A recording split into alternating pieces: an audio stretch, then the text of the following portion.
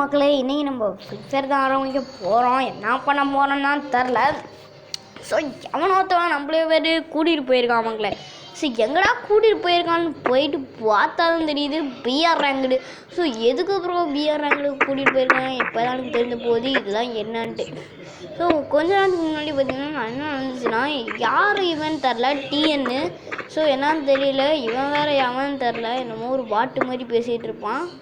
Okay, என்னமோ ஒரு பாட்டுன்னு பேசுறா, கடுப்பு வரும் பாருங்க மக்களே. ஓகே, டிகேஜி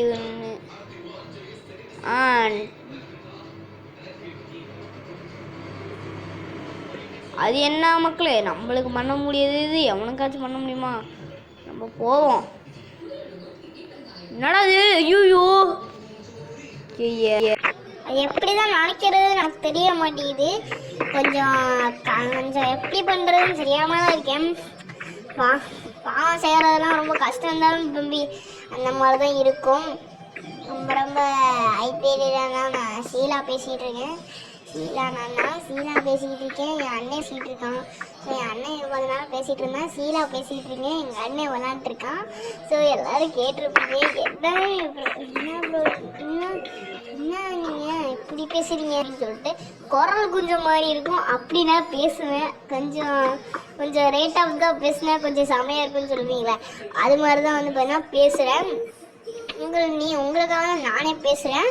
ஓகே, ஆனால் வந்து என்ன பண்ணுறது, கொஞ்சம் குரல் மாறிக்கிட்டே இருக்குது. அதனால தான் நான் வந்து உடம்பு சரியில்லை மாதிரி வந்து போட்டிருக்கேன். ஸோ எங்கள் அண்ணன் வரமானா, ஸோ கேம் 2 வேஸ்ட் விளையாண்டுருப்பீங்க. அப்போ வந்து வீடியோ போடும்போது ஸோ அப்போ வந்து என்ன நடந்துச்சு அப்படின்னு சொல்லிட்டு கேட்டுட்டு இருந்தாங்க. ஸோ அப்புறமேட்டு என்னன்னா, அவ்வளோதான் மக்களே. பாய் பாய்.